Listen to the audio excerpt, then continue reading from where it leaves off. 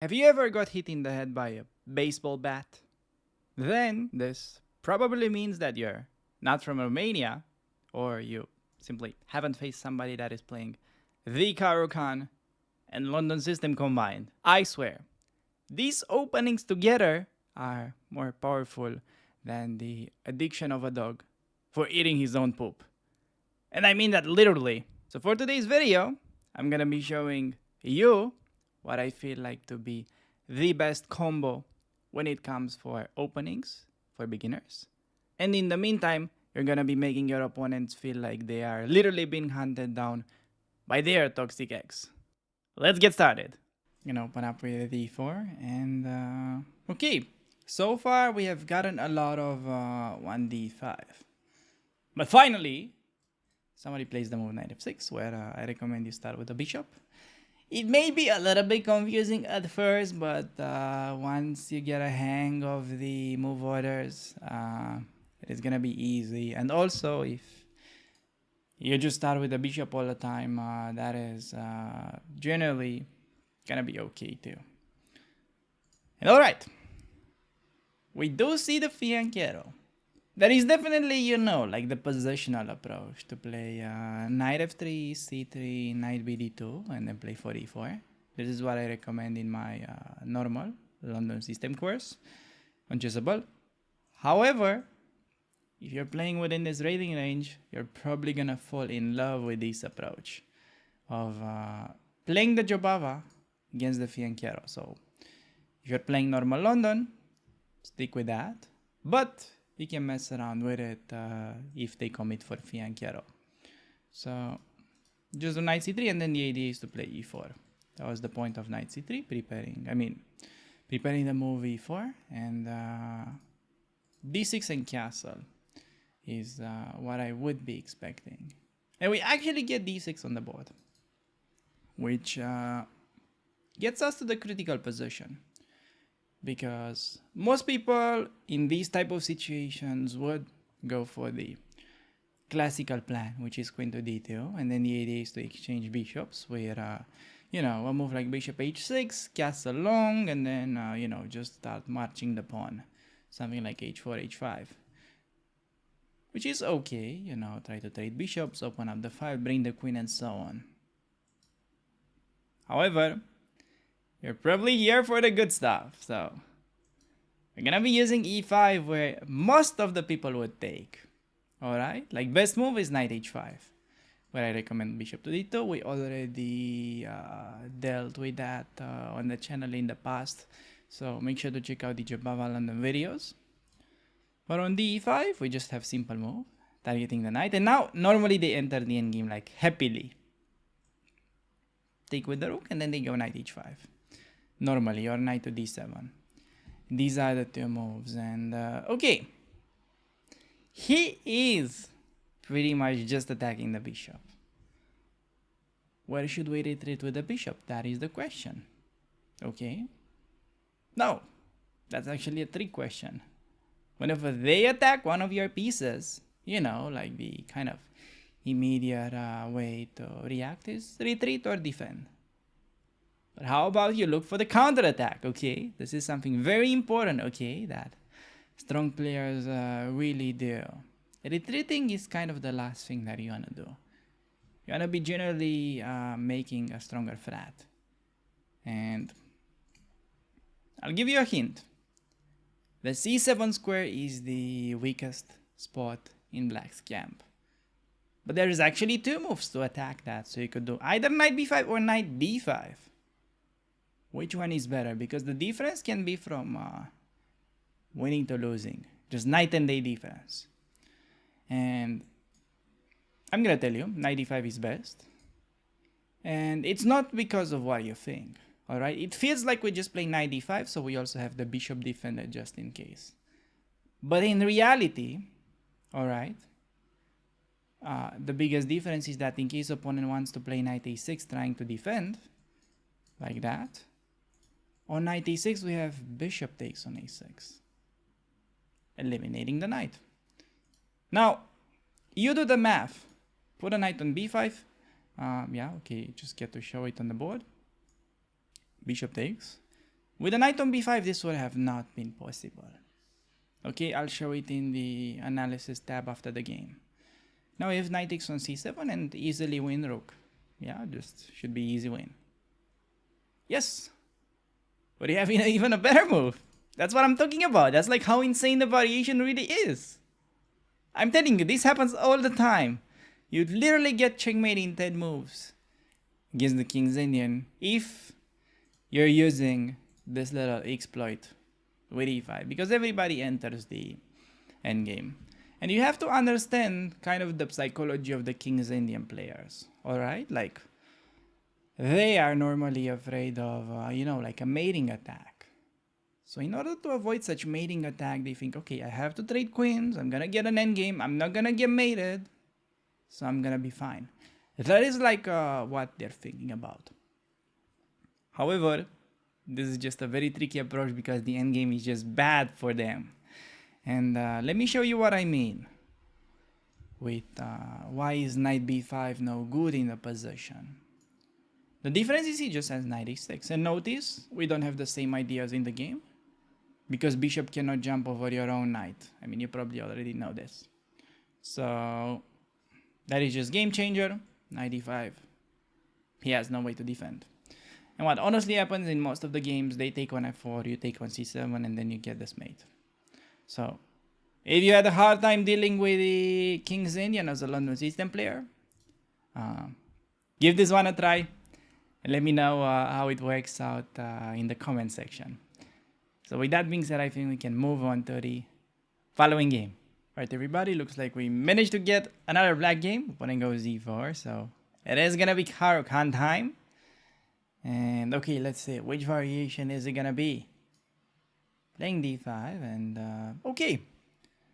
Looks like we are getting the classical variation. So before you rush to make any moves, I want you to like really pay attention to the fact that DE4, it is the key move in case you're just getting started with the opening, because a lot of low-rated players go knight f6, just allowing e5, and then the knight will no longer have a good square. So d4 main line, if you're perhaps a little bit more experienced and you're looking forward to spice things up in your relationship with the Karo-Khan defense, a6 is a pretty interesting move, okay? Like a pretty funny looking sideline, which by the way I covered on the channel in the past. I think in the video related to how Magnus Carlsen plays this opening. You know, Magnus does Magnus things. Us, the mortals, we're just gonna be sticking with the Tartakower. Pretty much. So, knight f6. Just offering him the trade immediately. You could play bishop to f5 as well. However, I'm not a huge fan of that move simply because the upcoming positions are pretty dry. So you may be wondering, alright, genius, you're saying those are pretty dry, but what about this pawn structure? How can you say this can be more entertaining while, you know, you have this funny looking pawn structure where if you just take everything sort of individually, alright, let's look at black's pawns. We can pretty much see that the situation is identical, except white has apparently an extra pawn on d4, just because we have these doubled pawns onto the f file, okay, highlighted with the red color. So, what is the spiel? Why do we accept such suffering? Well, first of all, I would say in general, alright, you can think of this advice as something that can be used in like a variety of positions. Generally, you want to be focusing on the positive aspects of your position. So in this case, the double pawns are going to give your king a nice extra layer of security to your king. And you just need to know that, okay, the structure is bad if you get into the endgame. However, if you use the dynamics that this opening provides, you will really feel like there's no problem. And alright, this idea of dynamics may feel a little bit vague. Like, I'm sure a lot of you may be wondering, what does he really mean with this dynamics? Is this some kind of like a ghost, or where can I find the dynamic? Well, with dynamics, I basically mean that you got these double pawns. In order to compensate, we gotta checkmate the enemy king. Alright, get castled first. And you have to understand that, well, your development is pretty easy, and it can pretty much be the same against no matter what white does, which is one of like the really nice things about the Karo-Khan, especially as you get started. It is very easy to get sort of overwhelmed by opening Fury. While you follow the Karo-Khan, you just remember like a few setups, and you're ready to go. Even if you mess up the move order, chances are you're gonna be getting a solid position anyways. So gonna do exactly as I promised. We get castled and then we pin. And one of the nice rules that you can use while you are playing the Tartakower, or maybe easier to remember when you have these double pawns, we're always gonna be answering h3 by what? What do you think? Should we take? Should we slide it back? Should we maybe go to f5 and try to say that this pawn is gonna be a target? So, my way to go is bishop to h5, always in the Tartakower. However, some people have sort of recognized that you can go back with the bishop and queen c8, then do the bishop sack, and this thing can somehow work. I think that's like a fun little idea, but I don't think it's like great objectively speaking in general. So I recommend you just stick with bishop to h5. Do not take on f3 because that's a sign that you have no life. I mean, seriously, you take on f3, then we have no active counterplay. You just want to keep this very annoying pin for our opponent, you know? Like the queen has to constantly babysit the knight. So keep the bishop, get the rook onto the open file, and also, yeah, knight usually goes to d7, okay? Before we advance with this game, I want to just mention one thing, because my opponent played with the bishop on c4. So for simplicity's sake, I recommend you stick with, you know, castling and bishop g4, always, especially for beginners. But I just wanted to mention that whenever the enemy bishop is on c4, you have an additional plan, like for instance in this position, in order to annihilate this piece, you can go knight a6, knight c7. So then you can play bishop e6, pretty much exchange these bishops, and you can take back with a knight, which is generally just giving black a very solid structure. However, yeah, we like to simplify things on the channel, and I think that just makes it way easier to learn. I'm just gonna start with rook e8, prioritizing control over the open file. And then pretty much we're ready to do the standard maneuver. What is the standard maneuver? Just want to be getting the knight closer to the king. Okay, this is kind of like the bread and butter of the variation. I want you to like really get used to this, because a lot of people tend to underestimate the strength of this knight f8 idea. You know, like thinking, oh, how can the knight be so nicely placed on f8? I mean, it's just such a passive knight. I don't know. I don't want to play the opening anymore.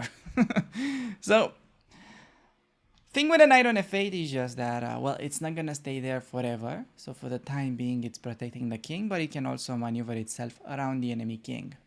So, however, he plays d5, which is already spicing things up. We get a very interesting critical moment in the game.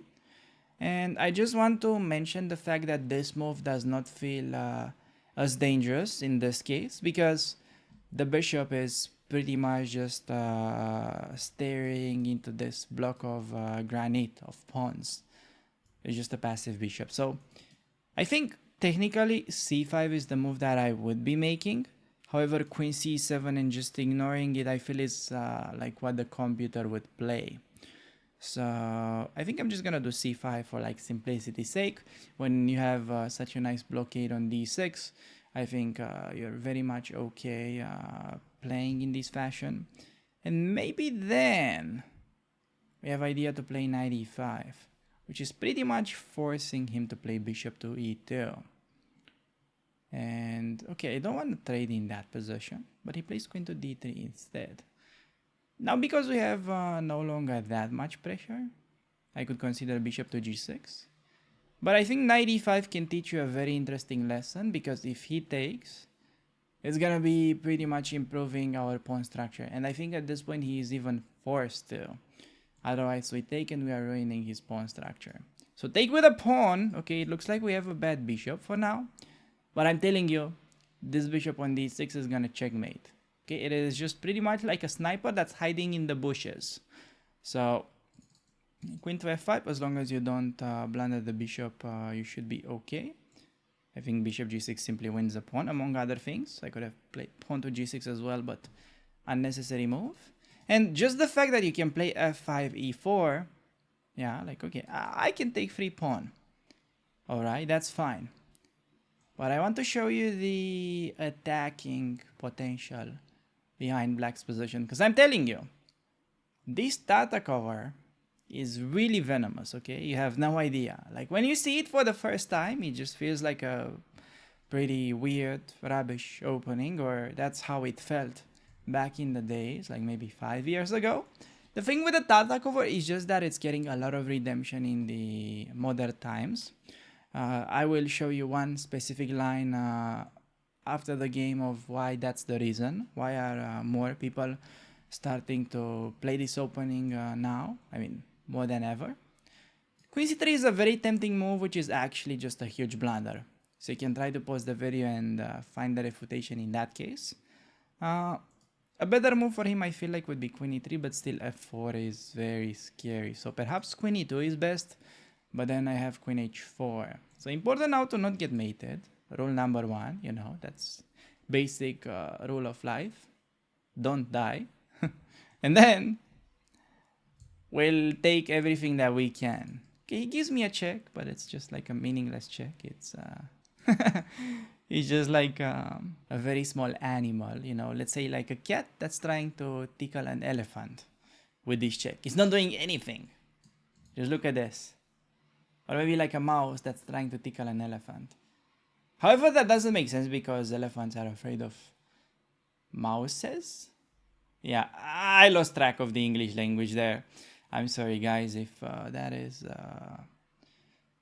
something that may cause you to unsubscribe. You have all the rights. I think English language is very mad on me, but so is chess when you play it. Okay, I'm just kidding. Your chess is fine. So, just gonna activate. We got the extra rook, which is obviously a good sign. We'll try to play f3. So, I just need to remember that I want to show you the line that's making Tartakower more popular at the top level precisely nowadays. I should actually start taking some sticky notes like Dania does in his rating climbs, because I may forget or I may see it in the editing process. So anyways, I got you covered on that. So just getting these pawns, I mean, at this point you can pretty much play however you feel like, as long as you don't blunder anything. Rule number 1. I'm just gonna do e3, try to kind of like initiate some forciness. Pretty sure that's not a word. I did it again, damn it. So, okay, I gave him rook e3, but I feel like we may get a little trap. So rook e3 idea is if I take, he has queen ca, but rook e3 I can also do something more cheeky. I can go for the pin. But with g4 he's pretty much saying, okay, I'm gonna be a very nice guest. Very nice, you know, American hospitality by my opponent. He's literally inviting me in his house. And okay, you cannot resist such invitations. Like, opponent has a pretty, you know, big house with a pool, with a view, security there. What can go wrong? I'm just gonna go in there and take his rook. Let's see. I guess he's not necessarily gonna be thrilled by the incident. But in Romania, we have such inappropriate jokes sometimes, so, you know, you just gotta get used to it. Gonna check him. Maybe playing queen g2. Gonna trade. I'm gonna be showing you a very nice little idea to get a promotion. Because e2 he takes with a bishop. Yeah? Bishop sacrifices itself. Still you're winning, but you have to do a little bit of extra work. So instead, you're gonna take care of the bishop. And then you push, okay? You gotta like, you know. It's like the pawn is a son of a very rich person. It needs to be protected. Okay. Rook e3. There. And he resigns. Fine. We take these. Okay. Let me show you the line that I was actually referring to. So we're pretty much getting to this point, which is the starting position for the Fury. And definitely by far, like 60%, 70% of the times, they're gonna play knight f3 below 2000. Which is not a great move. Okay, it's fine. It's not a mistake, but it's just not very accurate. So in this position, the main variation is c3. And they can also play something connected with bishop to c4. The idea being that after bishop to d6, white wants to throw in this kind of sneaky check, saying that you no longer have such an easy way to block. Where I recommend you just slide back the bishop, and after knight f3, you know, the bishop is just temporarily sitting on e7, but it will eventually come back, eyeballing the enemy king. So bishop to c4 is played here and there, but c3 is really like the actual test of the variation. And the point of c3, you know, it looks like a pretty subtle, strange move. However, it is actually quite easy to understand. White wants to play bishop d3, and the point is that they're not rushing with knight f3. And they want to go queen c2, knight e2, bishop e3, and castle. So this could potentially go something like this. Black throws in the check, they block with a knight, and now the move that kind of reinforced Black's setup is h5.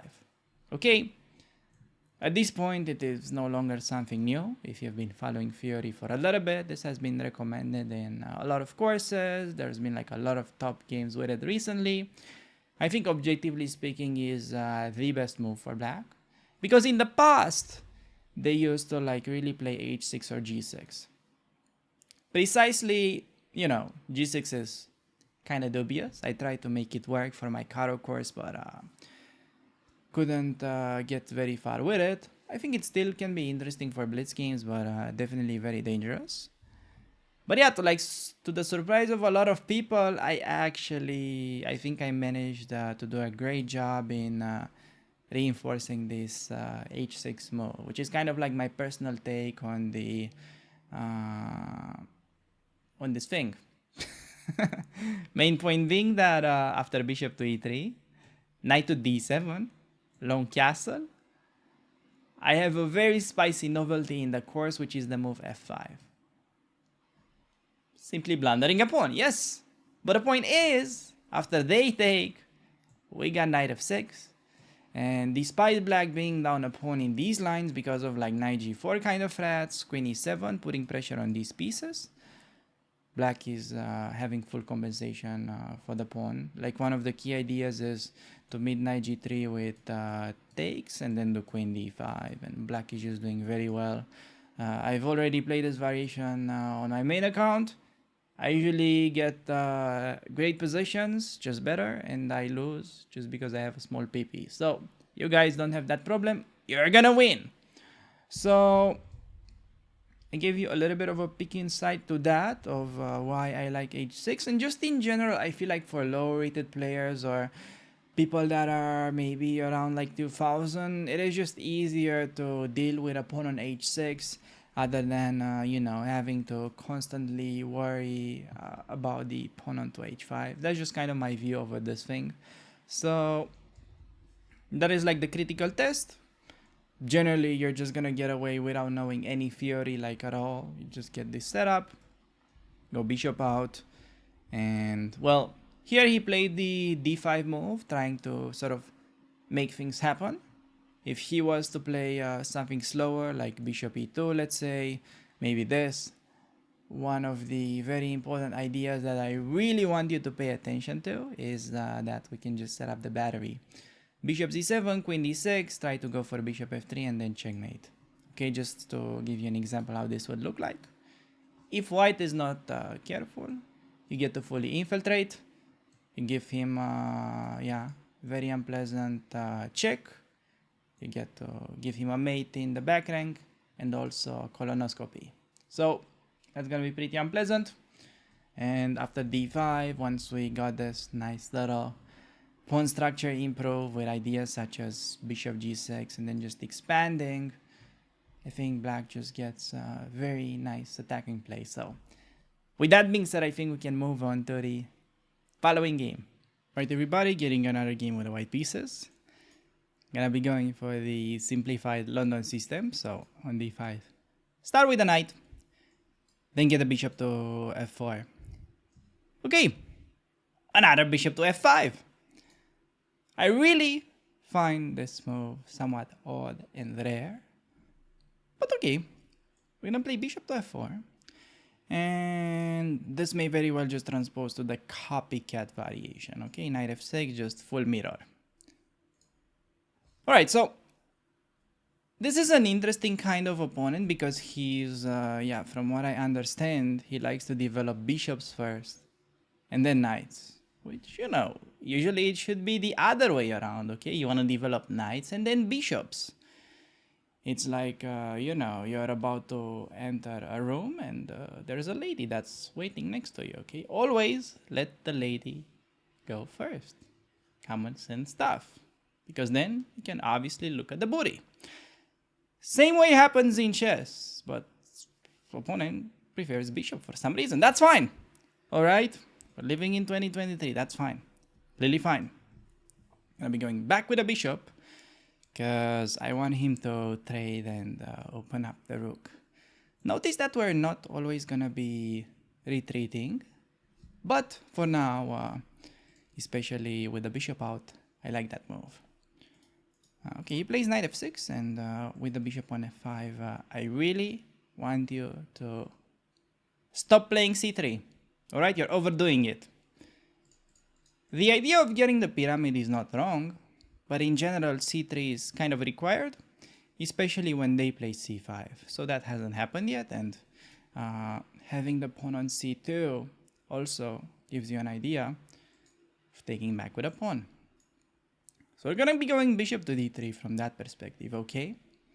And he can take, he can go back, he can play knight e4, he can do bishop e4.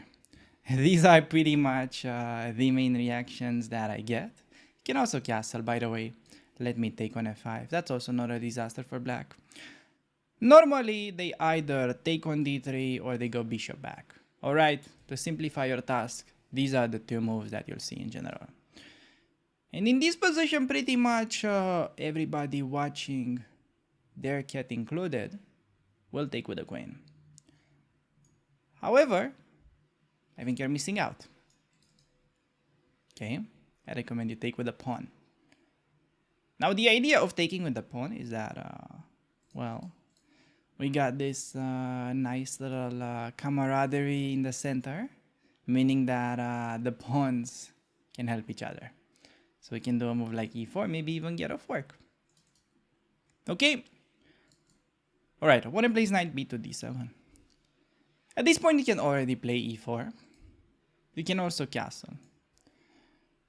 Thing with castle is, he has bishop g3 and then you no longer get the attack.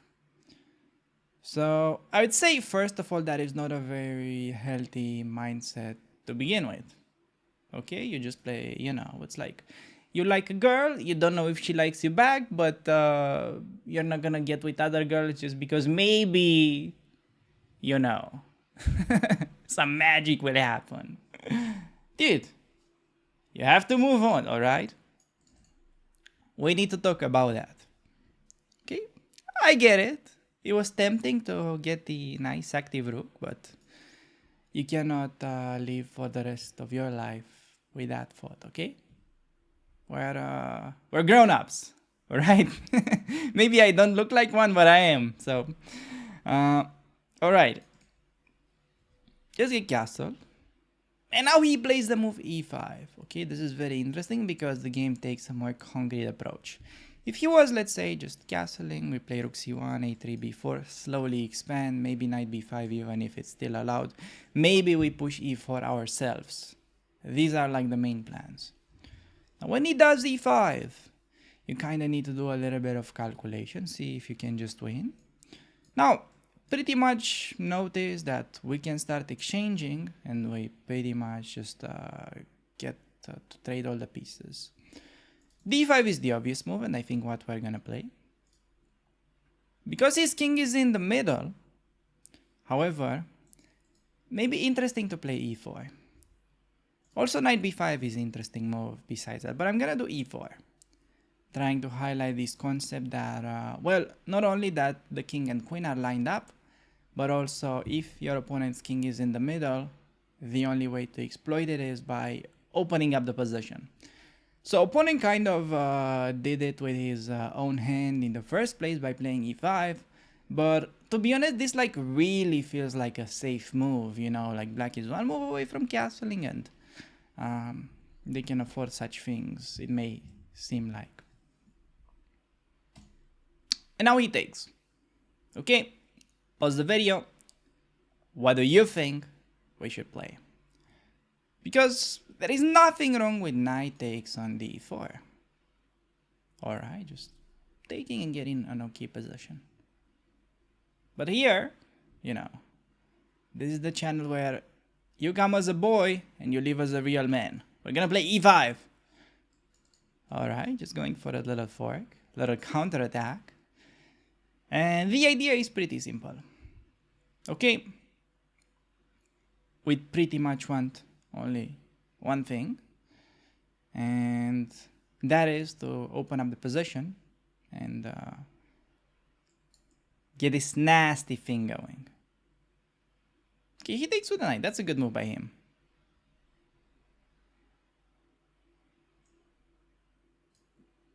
Just gonna be taking back. And alright. Opponent is playing pretty interesting. I think that's a good word. What do you think we should play now? We have this move, but there is dc3. Because like bishop takes, queen takes, rook e1 seems good for us. But I think we gotta start rook e1 right away. I think that's clever. Because if he goes dc3, we take his bishop. And if he castles, we get intermediate move rook e5. So we're winning a piece out of that interaction, and then the knight has time to escape. And in case of knight to d7, the problem for my opponent is that something remains undefended. Okay, I'm talking about the d5 pawn. So I think rook e1 was a very difficult move. That's super easy to miss. But, you know, whenever you apply these kind of basic rules, like he has king in the middle, we need to try to open up the position. So you apply the good kind of concepts. Generally, you're gonna have something good, even if you may not be able to see it in advance. You know, there is this saying that good players are always lucky. This is generally why. So I think he should just kind of accept his sentence at this point, and I'm not sure if sentence is the right word, but he should just accept his fate maybe and play down a piece, because else he may lose the queen, may lose, you know, his wife. It's you never know, so he needs to be ultra careful. Spending a little bit of time, which I really don't mind. By the way, we're playing increment right now. So yeah, just figured for this kind of sort of play and explain, very important, take with a rook and gain a tempo. It is most efficient to stick with increment until we get to like maybe around 1500, because then it becomes a little bit harder to find increment games. But yeah, it just makes it way easier for me too, that I don't have to deal with that much time pressure. So queen to c5, he's pretty much saying that, okay, I moved my queen, I'm happy to take your knight next. Yeah, that's what you think. But I think white has a pretty strong move in the possession, a pretty strong knight move. So once again, feel free to pause the video and try to find it. Because there is nothing wrong with moving the knight back. But it can be going even more active. Look at this nice little move, exploiting the pin. Saying hello to this queen. Pretty much forcing him to take with the knight. And we take with the pawn, and I feel like he's gonna have, some targets to deal with. Rook c1 is also ready to be played pretty soon, just attacking these pawns. So rook e8 we can trade, but even better to take and then take on d4.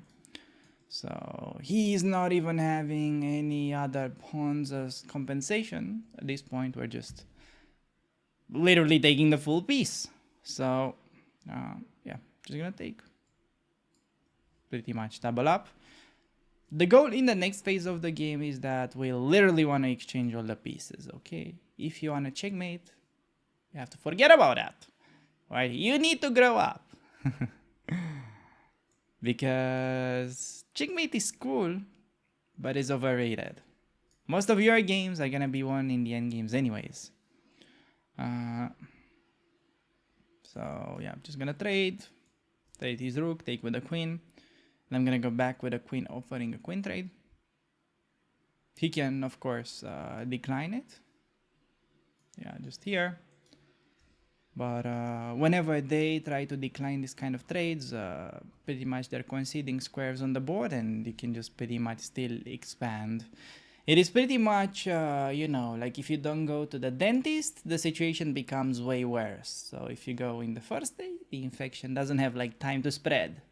But if they avoid trades, they're gonna be getting some teeth removed, to say the least. And I'm not a good dentist, so definitely you don't want to get your teeth removed by me. Okay, just gonna be pushing the pawn. I got the little red carpet going for the pawn. He has genuinely nothing to do in order to stop it, and simple trades lead to easy win in the endgame. Now, okay, earlier, I have to say, e5, I played a little bit of an ambitious move e4. I'm quite aware of the fact that it may not be the best move in the position, but I really want you to get used of this concept of finding king and queen and try to exploit that. I think, as I mentioned, like DE and knight b5 are also very good here. Yeah, see, pretty much any move is good, which is funny. However, there is one move that I haven't considered, which maybe I should have, which is knight to d4 here. Honestly, if I had to play this position, I would have gone for trades. And probably I would have just traded and played this equal position. Like go e4 or d4. I was kind of thinking about both. But probably I would have just gone something simple like, okay, play an equal possession where I feel like white has a bit the safer game with the minority attack. So there was the safe alternative for sure. But I think e4 just puts black in a very difficult position, especially after this e5 idea. Took with a knight, and then, yeah, his mistake was bishop takes. He is indeed supposed to go dc. And then the position is somehow on fire after like rook e1. He's supposed to castle. Then you have knight g6. And in order to be somewhat okay, black needs to like really sack the queen. Which is not something that I feel like a lot of your opponents will find. Idea to throw in intermediate move. Okay, and then after knight f8, he does not even take. But he goes bishop b4. What? And after bishop to b4. Best move is not to take bishop because he queens. Not to move the queen, but take a pawn. I feel like we're just playing checkers at this point. This makes no sense. How is this variation going? Bishop takes, you take. And then apparently the endgame is just winning because you got the extra piece. But definitely some wild complications according to the computer. But yeah, he played the more human move, bishop takes on e5, and we were very precise. Okay, like if you look at these moves, going bishop e5, dc3 is no advantage because he's in time with castle. Black has a completely fine position. May even be slightly preferable at this point because of the somewhat isolated pawn. But, okay, big but right there. We got rook e1. And he has no way to save because the thing that I mentioned in the beginning, he had these pieces stuck on the same file. So, yeah, knight to d7 was losing to knight d5. That was the issue. And white is just getting already overwhelming initiative because just look at the difference between the kings. Yeah, like the king is retired on g1, just having a safe life, while the king on e8 is completely under fire.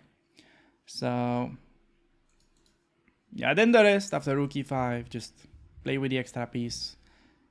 Rest should be pretty simple. So, with that being said, I think we can move on to the following game. Right, everybody, getting another black game. Opponent goes e4. I'm gonna be sticking with our beloved opening. And okay, finally, we're getting the exchange variation.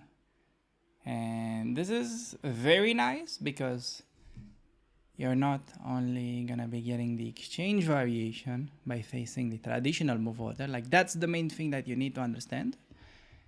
You're gonna be getting all sorts of weird knight f3, knight c3, bishop to c4 even, all of these combined with d5, e d5, which is in a nutshell all sort of transposing to the exchange variation. Taking with a pawn, and already knight c3 is a positional mistake by our opponent. Because the main idea is you are playing the exchange variation against the Karo-Khan, believe it or not. But point is to play bishop d3, c3, and then bishop f4. Pretty much trying to get like a London system transposition, but you avoid a lot of the complicated variations that black can go for. So knight on c3, definitely not where the knight belongs in the structure. The pawn should be there. What you want to remember is it is pretty simple. And your knights are going to the natural squares. Bishop out to g4 or f5. And this bishop, I would recommend that it goes to e7 and you castle short. And like one of the nice things about the Karo-Khan, no matter what move order you're using, you're gonna be getting a pretty good position. Like you can pretty much play 5 different move orders. You're gonna get a nice game. What other opening can you do that with? I mean, you play Sicilian, usually have a very narrow path. Otherwise, you get a losing game. In that regard, the Karo-Khan is like such a nice opening. It's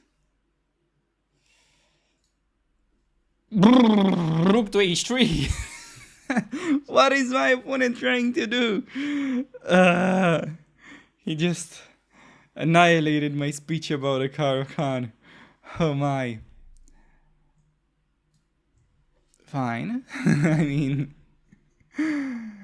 we're gonna take these. I don't know. Opponent almost rated like 1000.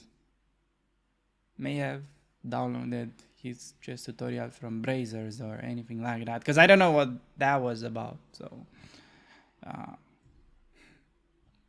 take the free rook, and yeah, I was about to say, like, you play the Karo-Khan in the exchange variation is pretty much like no rules, okay? When you used to be a kid, like your parents would tell you, you need to be home until like 10 p.m. else you're not gonna enter the house. No, with the Karo-Khan, you pretty much have no restrictions. Like no matter what you do, you're gonna be getting a safe position. It's pretty much like you play the Karo-Khan, you're an orphan. In the good way of it. So, okay, apparently the opponent just disconnected. So it means that we're gonna be getting a win immediately. I don't know what this game was about, but I hope you guys enjoyed it as it lasted. So, with that being said, I think we can move on to the Following game. Alright everybody, getting another black game facing e4. I decided to switch to 5 minutes and 5 seconds increment, by the way, because I feel like, it would just give us a little bit of extra time to explain things in a little bit greater depth. So, okay. So far, opponent plays very principled. We got the Karo-Khan main position, where they have a choice, and the opponent already decides to go for the advanced variation, which is definitely very popular, I think, among all rating ranges. However, you want to be equally well prepared against ED and Knight to C3 as well. But for now, we're facing the advance, and against the advance, you pretty much have two main ways of playing. One of them is bishop to f5, and that is the well-established main line. This is the most common move and has been the most popular for like 100 years by now. However, you're probably here for the good stuff. So the good stuff is c5, the so-called Botvinnik-Karls variation. Now the main idea with the Botvinnik-Karls variation is that it is way simpler to play and also more effective, to the point that you can even get a better position as black, kind of against most of white's natural moves. And here we see one of them, c3. According to the statistics, you're gonna get the c3 structure in around half of your games, which I think it's not bad. Alternative would be dc5, the more kind of challenging move, where I recommend you play knight to c6 instead of the kind of more popular move at the top level, e6. But I'm sure we'll get to tackle that later in the video. So c3, just play knight to c6, and it is important that you really pay attention to the move order, okay? Some people are wondering, alright, can't we just go cd4 immediately and get an okay position? Well, you can, but it's no good. So, point is, if you do that immediately, it's gonna get an extra move, knight to c3, in that position. And ideally, after you play cd4, like in this position. By the way, knight f3 is by far the most common move. Bishop b5 is the alternative as well, where it's important that you play the move queen a5. We looked at this on the channel before, so check out the previous Karo-Khan speedrun. And the idea is you take. He's forced to take with the pawn, yeah, otherwise knight takes allows knight e5, so that's just good for us. And now we get the pin, okay? It is very important that you get this knight pin. You don't want to just play bishop f5 and get like an okay game. That's fine, but bishop g4 can give you an even better position. And we're pretty much just getting an improved French at this point. Like, e6 would be the French defense move, you play with a bad bishop. However, why would you do that? Yes, if you like suffering, that's the move for you. But we're here for bishop to g4, the more aggressive stuff. And you want to really remember that in this whole structure, it is all about attacking the d4 pawn. Okay? So we play e6. This knight is going to f5. We always meet h3 by taking on f3 in the advance, so you can really write down this type of rules because they apply in all the cases. But it's important that you figure out you do it against the advance and not in every single variation that you face. So we continue with getting the knight to f5, following our plan, targeting d4. So immediately he's forced to do bishop to e3. He just has no other move, and a lot of people may just forget and they lose the pawn because they don't realize. Okay, now interesting question, should we take on e3? Here I'm going to be playing bishop to e7. And the main idea is that you only take on e3 if the knight is getting attacked. So if they play g4 or bishop g4, attacking the knight, that's when you take. Other than that, you want to be keeping the tension. Alright. You remember that d4 is the main battlefield. Okay, he plays bishop g4, never mind. You take only if it's forced. You don't want to like rush it. So here, g6 is not like a great move. He just doubles up the pawn, so no reason to allow that. And okay, this is pretty much, I think, a good opening for both sides. Bishop g4 move is kind of rare, but pretty strong by white because it's avoiding the most dangerous traps, since it's forcing us to take on e3 and white gets a safer position. However, rook f2 is already a sign that, opponent is getting a little bit, running out of ideas, getting a little bit frisky. So we're gonna start with a move rook c8, getting rook onto the open file. And I noticed that for some reason, okay, the computer likes this type of ideas of playing g6, king g7, h5, and then break with f6. We can also throw in bishop g5 in the process, by the way.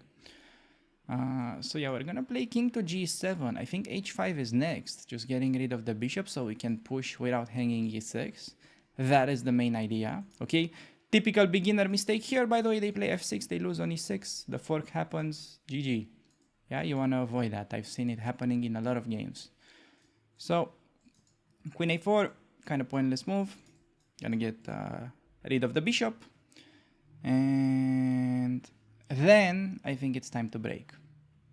Okay. Should we throw in this idea? I think it can be interesting, but I'm just gonna play f6. Point is to take with a bishop. And it may feel like your king is somewhat vulnerable after doing all these pushing, and then, you just break with f6. It is pretty much like you go to the gym and let's say you finish your leg day and then you decide to do squats with the biggest weight of all time that you ever did. Not gonna be good. So, however, in this case, it just works really nicely because you got this type of ideas. Okay? That is usually just crashing. Now, opponent has an interesting idea to take and take the pawn on a7, but I don't think he should be in time with that. I also can take with the rook. My instinct is telling me to take this way so that we can play rook f7 after, try to double up. But he's gonna have the opportunity to try and bail out with a queen trade. So I think he has to play queen c5. Even though queen c5, I don't think it's giving him a great endgame. But queen c5, at least he's not getting mated. Because now I think he's in danger. And there's a very big danger of, okay, we just do bishop d8 c7 and we checkmate. Yeah? Still want to be a little bit subtle, because if I trade both rooks, it's going to be less obvious. So maybe getting in this pawn push is not going to hurt. Opponent, I have to say, he played pretty well so far. Like for a 1000 rated guy in Blitz. Bishop g4, rook on the open files, all that. I think he's pretty underrated. And he's playing super quick as well. So, yeah, I don't know. I think, however, once we get the pawn rolling, it's going to be good. Is he going to play knight e2? As a prophylactic idea. Trying to meet g4 with knight f4. Knight e2, however, maybe e5 then, or c5. I think I can take advantage of a move like c5, maybe try to pretty much open up the diagonal for this bishop. But at least we got him thinking. So we either played a good move. Okay, that's a great move by him because he wants queen e2. I have to say, once again, opponent playing really well. I'm gonna try to play c5 and break. Target e3. Probably goes queen e2 now, targeting this pawn and defending. Will I be in time with bishop takes on c3? The issue with that is he has rook f7 and then intermediate move with queen h5. No, he plays knight a4. That doesn't feel like a good move. However, I can take, but more important, I think it just leaves a hanging pawn onto the plate. So, played a lot of good moves, but I guess he played knight a4, all of a sudden just blundering the pawn. Still, he should be probably unpinning and be okay. But now, we get bishop to d4, and that is gonna be kind of the last nail in the coffin. However, it's kind of like an imaginary coffin because we were almost the one that was in the coffin so far. But, we switch places to our opponent and get the win instantly. And I'm like curious about this game because there were some things that, went a little bit unnoticed. So, all of this was theory. A very strange move, Rook F2. I mean, I did the standard thing. I know we are supposed to play this. I think everything so far is pretty much mentioned in the Karo-Khan course. But yeah, on bishop to b5, maybe I gave him a little bit too much counterplay. I have to say I kind of underestimated this move. I thought taking on a7 is going to be way too risky, so I played queen d6 kind of quickly. I'm curious what the computer thinks about this position. So, yeah, queen d6 is okay. And yeah, apparently they prefer taking with the queen. Because if they go queen takes on a7, then you gotta go counterplay with bishop to g5. So that was an option. But, it means we would have had to play this endgame, which is kind of dull, to be honest. So, I wanted to get some dynamics. And I'm like curious how the position was. After queen a7, rook c7, doubled up. g5 was a bit much, I have to say. g5 was kind of... let's just try to play a little bit loose to exploit him. It would have been better to obviously do a move like e5 or bishop g5. To be honest, I wasn't super sure whether it's beneficial for us to like trade both rooks. Yeah, computer apparently thinks we're gonna have enough activity maybe for a perpetual. But yeah, trading so many pieces down a pawn is definitely something that is a bit unnatural to do.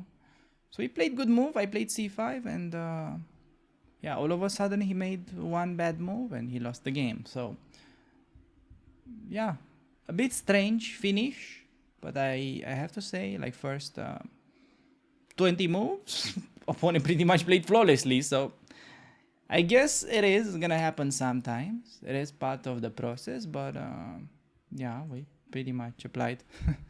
I think perfect opening for 20 moves. And we managed to beat an almost 1000. So with that being said, I think we can move on to the following game. Right, everybody, getting another black game. Opponent goes e4. And you know what it is. It is Karo-Khan time. And okay.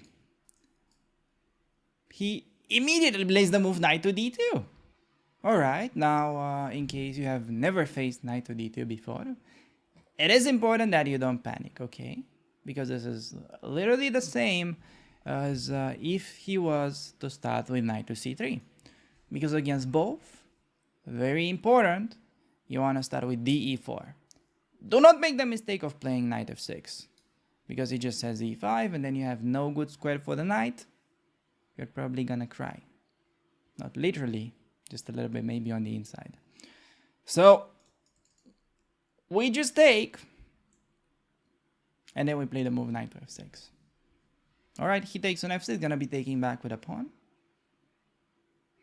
This guy is pre-moving everything, okay? This is pretty strange. Alright, I want to talk a little bit about this type of situations from like a psychological perspective.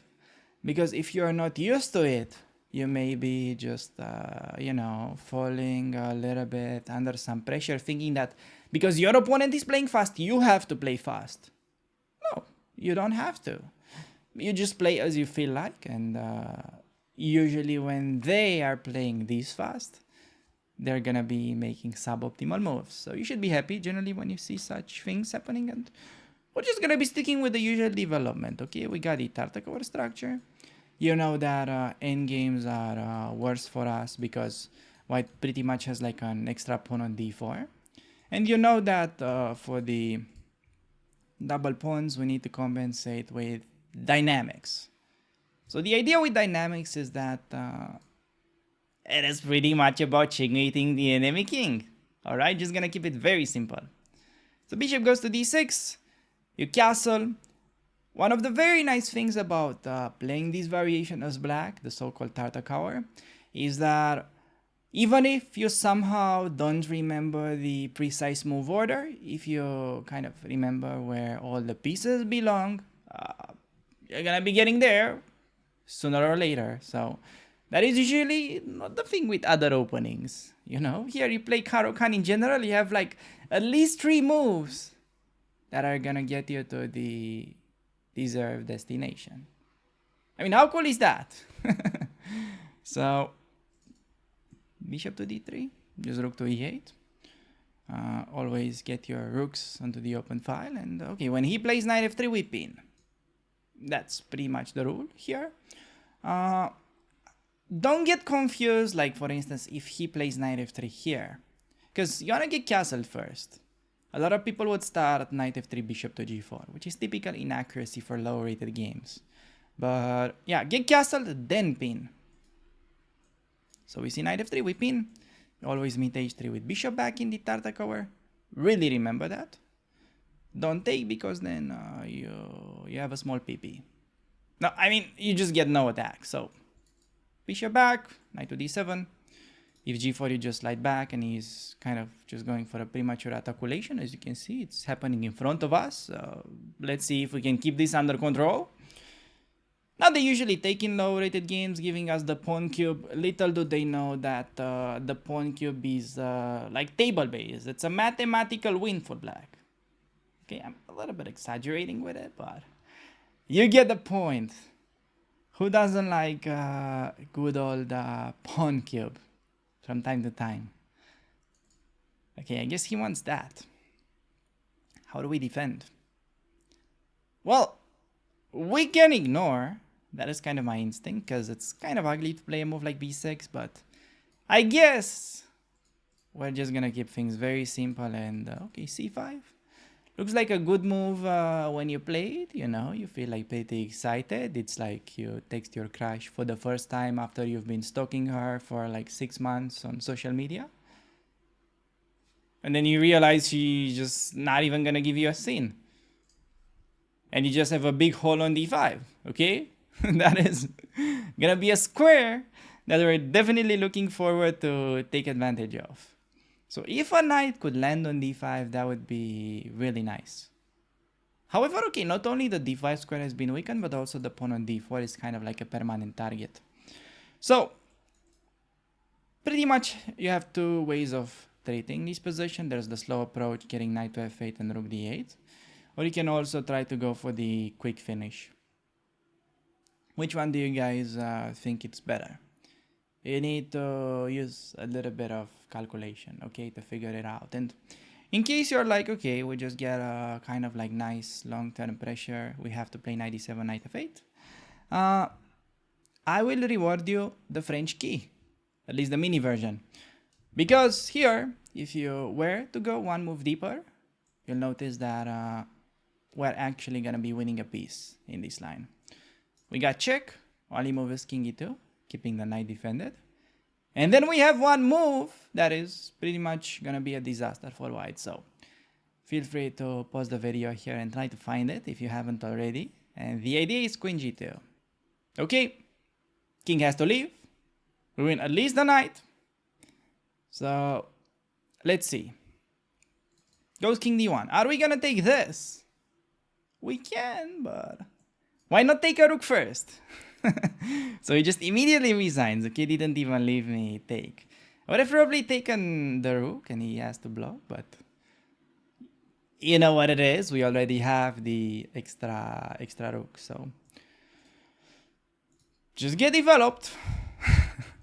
If they play h3, slide it back, and if you get the pawn cube, yeah, just collect your 3 wins. Now, jokes aside, if he was to play this on like a normal human being, you want to get knight f8 and then g5, knight g6, knight f4. Also, do not underestimate the power of this move. Also, maybe knight e6. With rook coming onto d8, and white has multiple weaknesses. So, yeah. Besides that, You just saw simple way to collect a free win here, just win the night without any risk. So with that being said, I think we can move on to the following game. I really appreciate you making it this far into the video. And before I let you go, I just wanted to announce that in case you've been waiting for a sale on my courses, now you can get them on a discount. I believe the discount is gonna last for about 4 days since publishing this video. That applies for both the London course, as you can see it here, but also for the Karo-Khan one that was freshly released. You can see it here. Definitely very beginner friendly with less than 150 trainables.